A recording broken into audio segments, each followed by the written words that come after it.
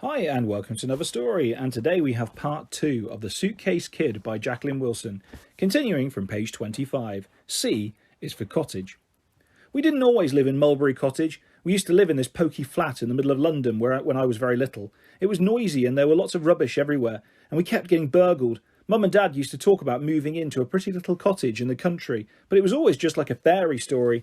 Then one day we went for a run out in the car, and it was very hot, and I got bored and started whining, and they got cross with me, so I howled and I wouldn't shut up, and Dad stopped at a little corner shop to bribe me into silence.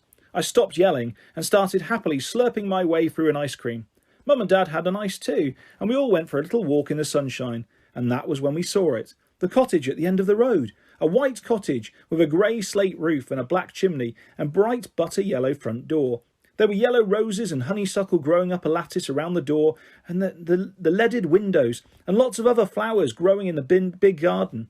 In the middle of the garden was an old twisted tree with big branches bent almost to the ground. Mum and Dad were so taken by the cottage that they'd stopped keeping an eye on me. I toddled through the gate and made for the tree because it was studded all over with soft dark fruit. I picked a berry and popped it in my mouth. It tasted sweet and sharp and sensational. My very first mulberry. There was a for sale notice on the fence. It seemed like we were meant to buy Mulberry Cottage. It wasn't quite in the country. It turned out to have a lot of dry rot and woodworm, and for the first year there was dust everywhere, and we couldn't use half the rooms. But it didn't matter. We'd found our fairy tale cottage. I found it. After all, I was the one who started yelling, so they had to stop the car. It was my cottage. I was the one who called it Mulberry Cottage right from the start. Mum made mulberry pies the first year we were there. And then she made mulberry jam.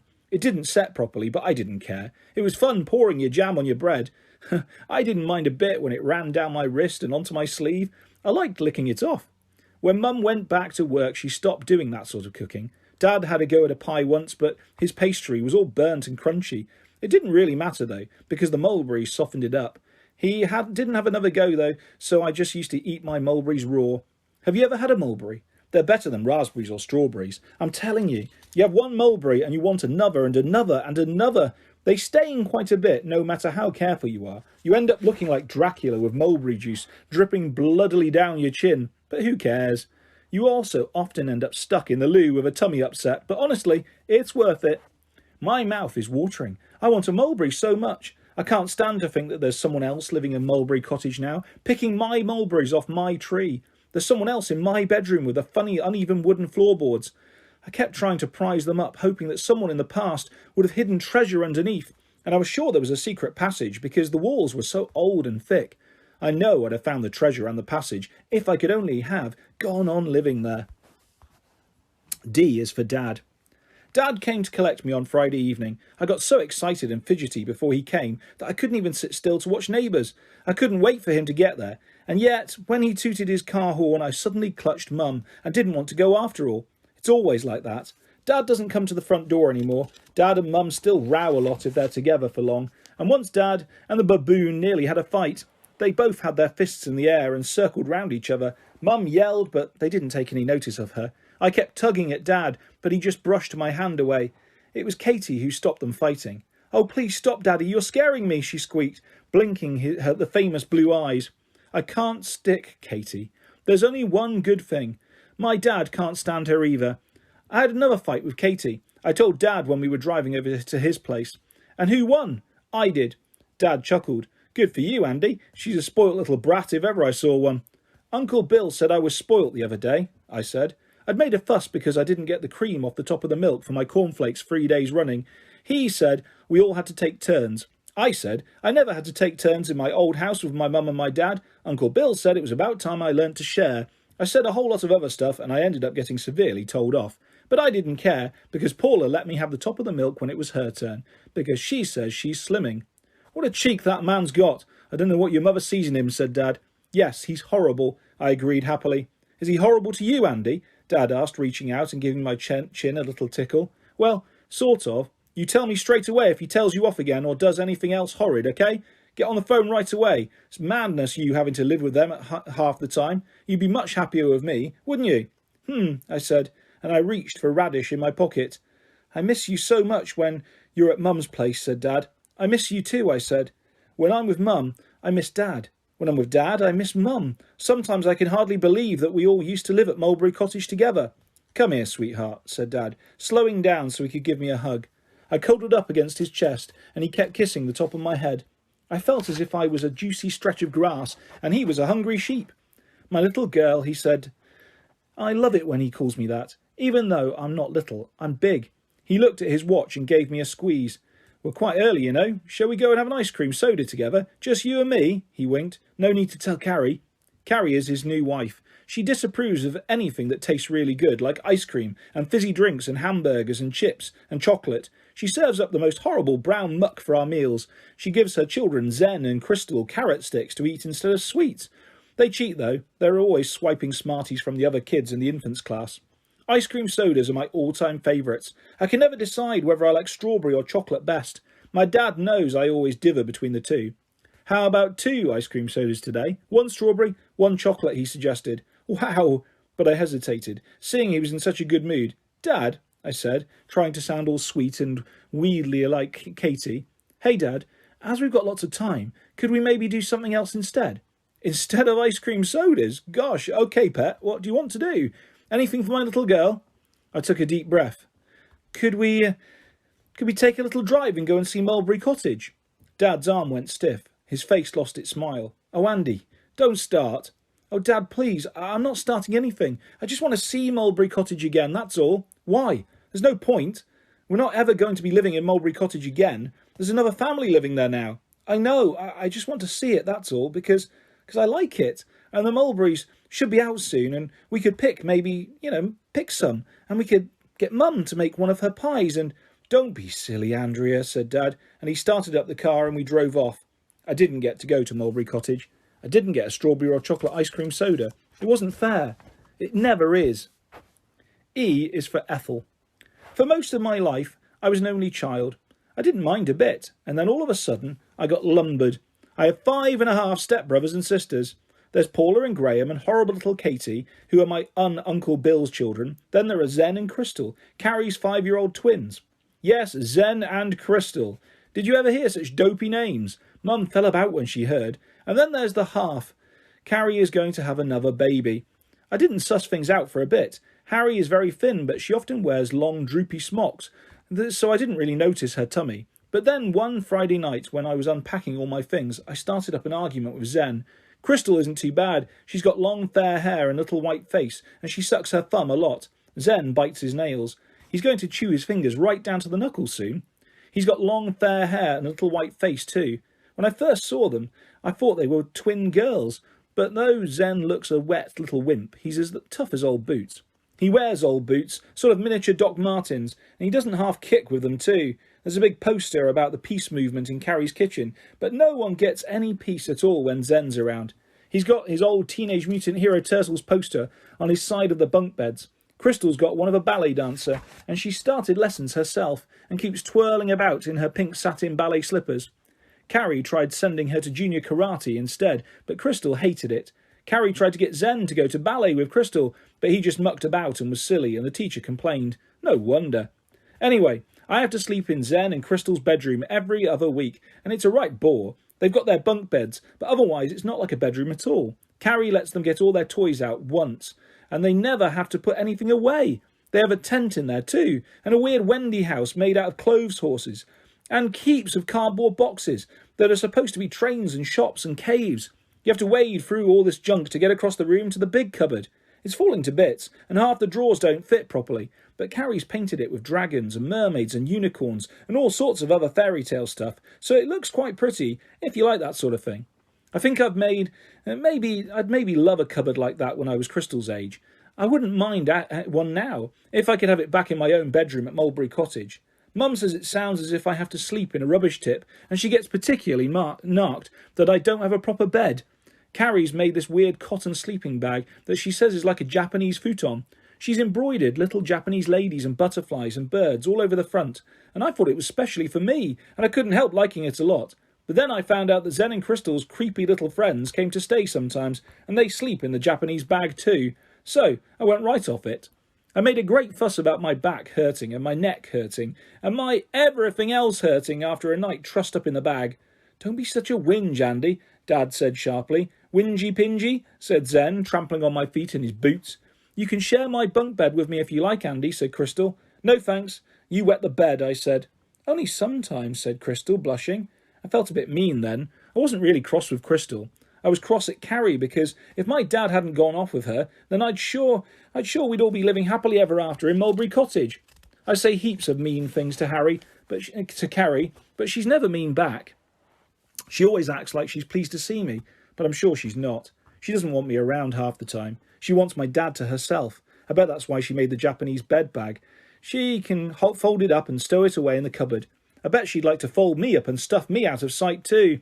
Anyway, again, I was busy trying to clear a little bit of space for my stuff, so I had to chuck some silly junky toys out of the way, and Crystal didn't mind when her Barbie went whirling across the room and landed with her legs in the air, and she just laughed when her My Little Ponies went flying through the air like Pegasus.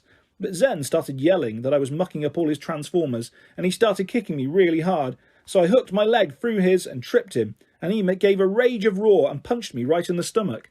Stop it, Zen, Crystal shouted. You mustn't hit people in the stomach, Carrie said.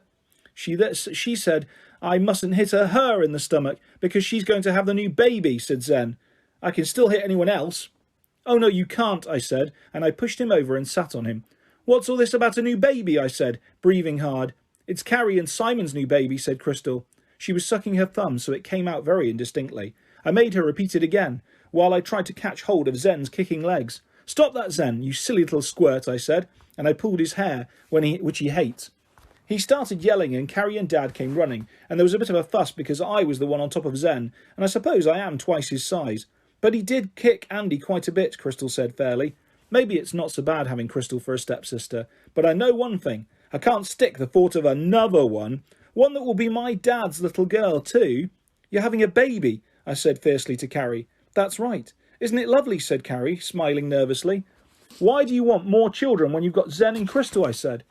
I want Simon's child too, said Carrie. That made me feel a bit sick. Dad was a bit red in the face too. We were going to tell you this weekend, honestly, he said. It's all right. I'm not really interested. I don't like babies, I said. Oh, come on. I think you'd like a baby sister, said Dad. No, thanks. Anyway, you don't know it's going to be a girl. It could be a boy. A boy like Zen, I said. My dad doesn't go a bundle on Zen either. I'm glad. I don't see why Zen and Crystal get to have my dad all the time just because they haven't got one of their own. Carrie said their dad couldn't face commitment. He probably took one look at Zen and scarpered. Twin Zens, I added triumphantly. But Carrie shook her head. No, I had a scan, in case it was twins again, and it's just one baby, a little girl. Oh. I couldn't think of anything else to say. There was this great long silence. Carrie looked at me. Then she looked at Dad. He didn't do anything. So Carrie came and put her arm around me. What should we call your little sister, Andy? She said. Dad brightened up. Yes, Andy. How about you choosing a name for her? Carrie looked a bit worried, but she nodded. OK, I said. I'll choose her name. They're going to have to let me choose it now. They practically promised, and I'm going to pick the worst name ever. I used to have this great-great-auntie Ethel who smelt of wee-wee and shouted at everyone. She took one look at me and said, Who's that great gawky child with enormous feet? Let's hope she's got brains because she's certainly no beauty. I've got brains all right.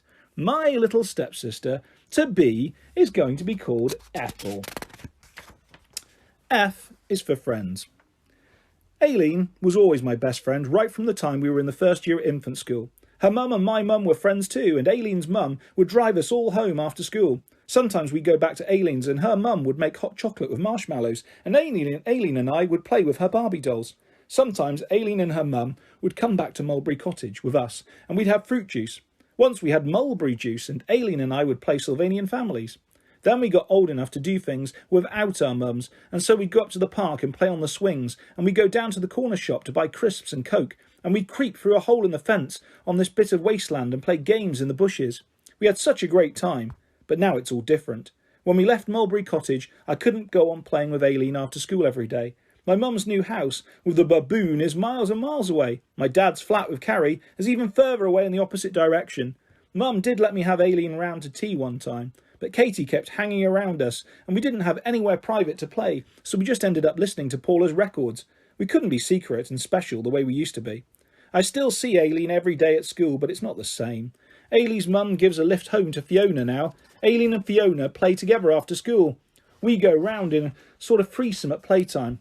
Aileen keeps insisting she's still my friend, But when we have to join up with a partner in class now, she always goes for Fiona. G is for garden.